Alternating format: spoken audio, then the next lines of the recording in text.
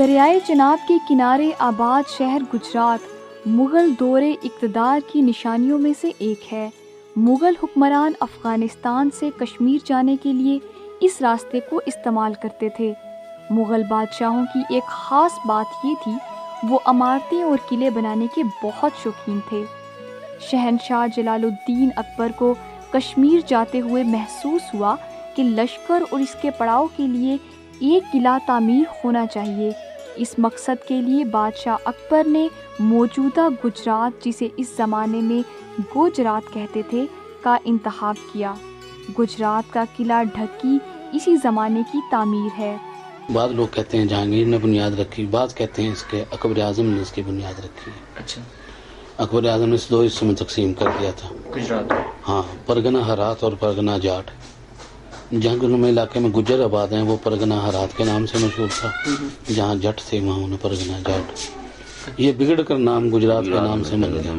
اچھا اچھا، تو اس نے یہاں پہلی فاؤنڈیشن سیٹلمنٹ بنائی گجرات کی اس کے لیے۔ ٹھیک ہے۔ بعد میں جب جہانگیر بادشاہ بنا، وہ کشمیر جا کرتا تو اس نے اسے باقاعدہ طور پر اپنی مرضی کے مطابق بنوایا۔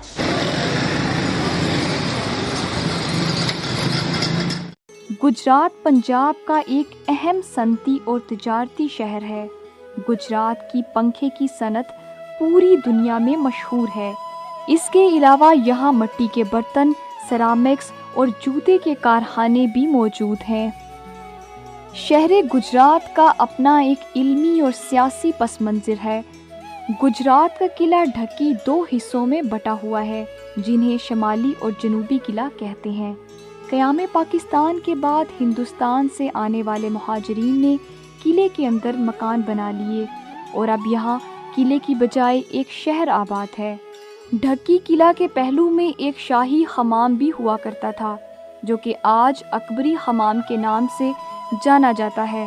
کہا جاتا ہے کہ اسی حمام میں بادشاہ اکبر کا شاہی حکیم رہا کرتا تھا، جو کہ جوڑوں اور پٹھوں کے علاج کی وجہ سے مشہور تھا۔ قلعے کے موجودہ مکینوں میں سے ایک بھولا بھی ہے۔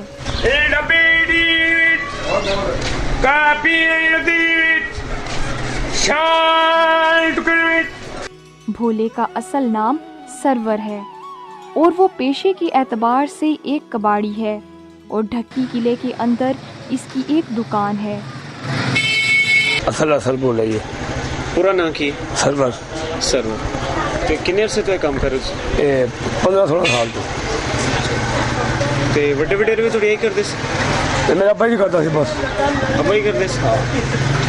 تے کام نہ گزارا شارا ٹھیک ہو جاندہ؟ نہیں ہوتا، گزارا نہیں ہوندہ؟ تے کس طرح گزارا کرتے پھر؟ گلیاں محلے جانے ہیں، پھیری لانے اور آگے دکان پہ بیٹھنے ہیں بس۔ ویسے دیکھا جائے تو ڈھکی کے قلعے کی حالت بھی اب کباڑ سے زیادہ نہیں۔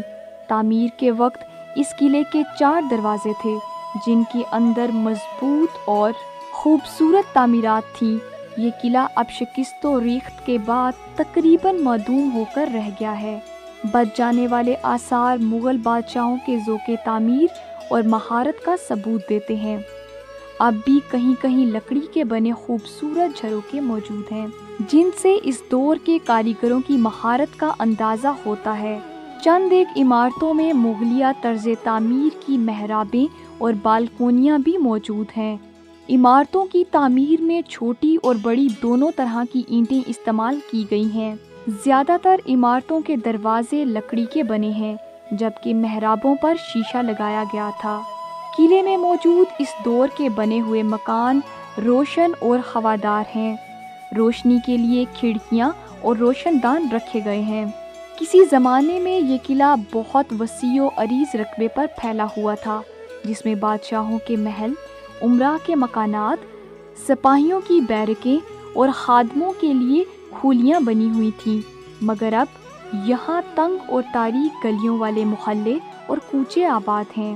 روایت کے مطابق شہنشاہ اکبر کی ایک ملکہ طویل عرصہ تک ڈھکی کے قلعے میں قیام پذیر رہیں۔ کچھ لوگ اس قلعے کی تعمیر کو شہنشاہ جہانگیر سے بھی منسوب کرتے ہیں۔ اس کی وجہ یہ ہے کہ دوسرے مغل بادشاہوں کی نسبت جہانگیر کو پنجاب کا موسم اور علاقہ بہت پسند تھا، اور اسے قلعے اور شکار گاہیں بنوانے کا بھی بہت شوق تھا۔ تاریخی عمارات کسی بھی قوم کا ورثہ ہوتی ہیں اور ان کی حفاظت وہاں کی عوام اور ریاست کی ذمہ داری ہوتی ہے۔ گجرات کا قلعہ ڈھکی بھی ایک ایسی ہی تاریخی نشانی ہے جو آہستہ آہستہ مٹتی جا رہی ہے۔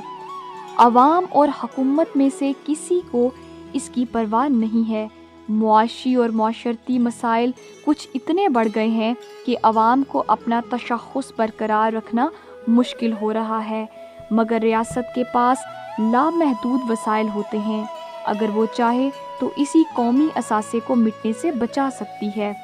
قلعہ ڈھکی جہاں کسی زمانے میں بادشاہ، امراء اور جرنیل قیام کیا کرتے تھے، اسی لیے اس کی اپنی ایک منفرد پہچان اور شان و شوکت تھی۔ آج وہاں تنگ و تاریک اور پرہجوم آبادی ہے، جہاں بھولے جیسے لوگ اسے کباڑ خانے کے طور پر استعمال کر رہے ہیں اور ایک عظیم سلطنت کی عظیم نشانی کو چھان بورے کے طور پر استعمال کر رہے ہیں۔